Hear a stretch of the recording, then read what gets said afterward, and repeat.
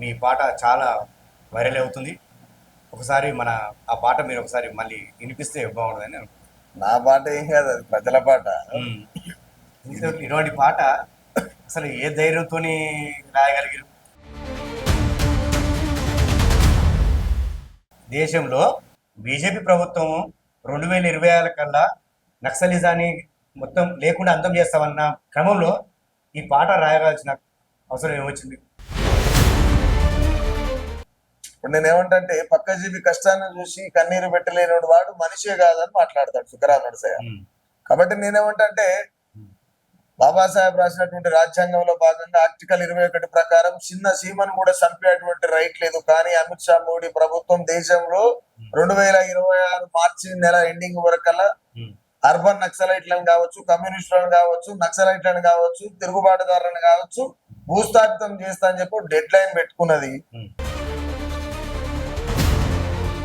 ఆ dead line లో భాగంగా చాలా బాధాకరమైనటువంటి విషయం. ఎందుకు అనంటే అంబేద్కర్ రాసినటువంటి రాజ్యాంగ పరంగా జరగాల కదా పరిపాలన. కానీ అంబేద్కర్ రాసినటువంటి రాజ్యాంగం ఆర్టికల్ 21 వ్యతిరేకంగా జరుగుతున్నప్పుడు మనసుకు బాధ అనిపించదా?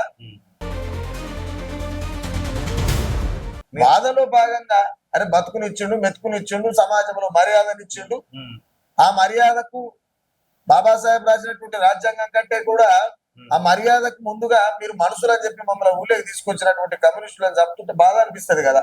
కమ్యూనిస్టులు ఎవరు ఇంట్లో ఏం ఆగం చేయలే, ప్రభుత్వాల ఆస్తులను ధ్వంసం చేయలే, లేకపోతే ఎవరైనా మానభంగాలు చేశారా, లేకపోతే గుంజుకొని పోయి ఇంకేమైనా చేసిరా? చేయలేదు కదా. మన రేవంత్ రెడ్డి గారి స్ఫూర్తితోనే రాశానని చెప్పారు. ఆయన రాపిచ్చాడా లేకపోతే ఆయన? నేనేమంటే ఒక రాష్ట్ర ముఖ్యమంత్రి అయినటువంటి యనమల రేవంత్ రెడ్డి గారు ఆయన మాట్లాడిండు కొన్ని ఒక టైంలో. ఒక టైం కాదు చాలా సార్లు మాట్లాడిండు ఆయన. అన్నలు ఉంటేనే బాగుండు గారా నాయన దేవుడా అని చెప్పి నెత్తి నోరు గుద్దుకొని చెప్తుండ ఆయన.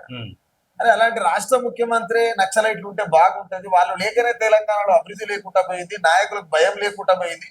ఎవరి కాడు ఏ పరమైనటువంటి డిపార్ట్మెంట్స్ ఉంటాయో ఆ డిపార్ట్మెంట్లు అన్ని కూడా ఈ తెలంగాణ రాష్ట్రాన్ని కావచ్చు, దేశాన్ని కావచ్చు రావణ కాష్టంగా చేస్తున్నటువంటి సందర్భంలో వాళ్ళు ఉంటే బాగుండేది కదా అని స్వయాన రాష్ట్ర ముఖ్యమంత్రి యనమల రేవంత్ రెడ్డి అన్నప్పుడు నాలాంటి సాధారణమైనటువంటి కామన్ మ్యాన్ కు ఆలోచన పుడుతుంది కదా.